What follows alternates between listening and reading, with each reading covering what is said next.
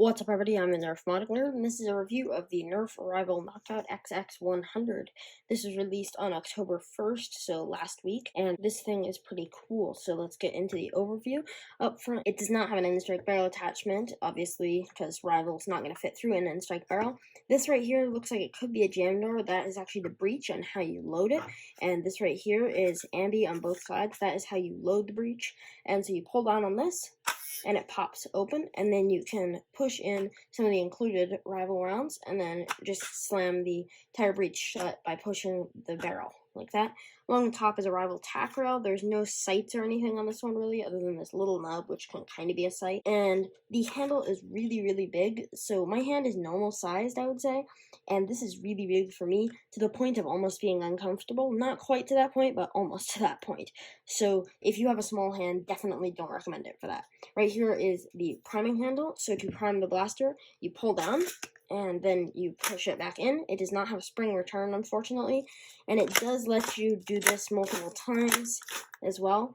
And you can actually shotgun load this without using an unjamming button or something, because I don't believe there is one in here.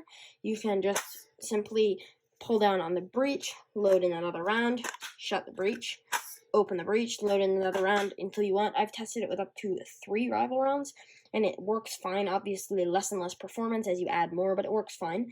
On the bottom here is the safety. So in this position right here, so facing towards the barrel, you can pull the trigger, and then when it is facing back towards the grip, you cannot pull the trigger. You can still prime the blaster, and you can still load the breech, but you cannot actually fire the blaster.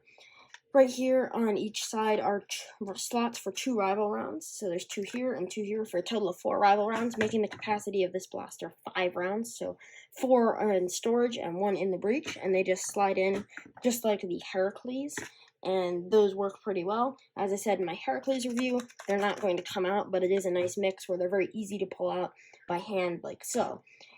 And that's really it on this blaster, so let's get into the firing demo. Starting off with standard yellow Rival rounds in the Rival Knockout.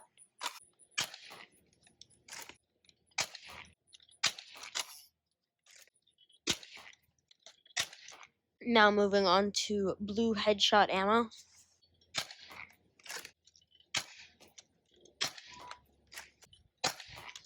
Lastly, on to orange Adventure Force ammo.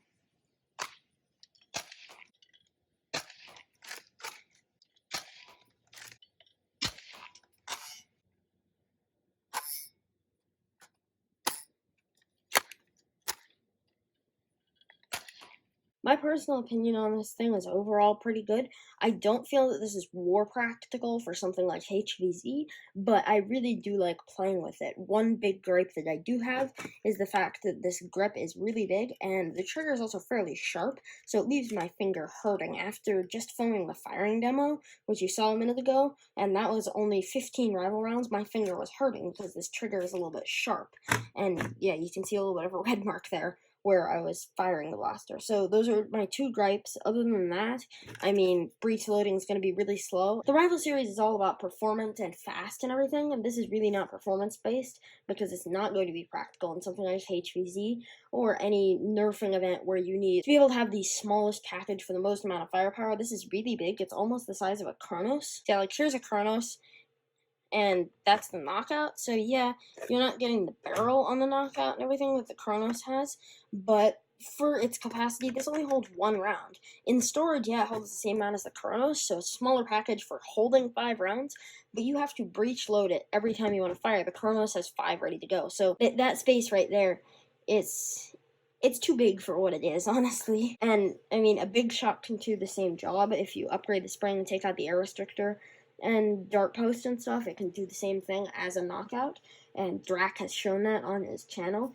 But yeah, I mean, it's pretty cool. It's fun to play with. Unfortunately, it does hurt a little bit because of the trigger being sharp, but I do plan to 3D print a part that's going to fix that, because I really find that frustrating, and I'm not going to play with it at all if that doesn't get solved, so I'm definitely going to 3D print a part for that.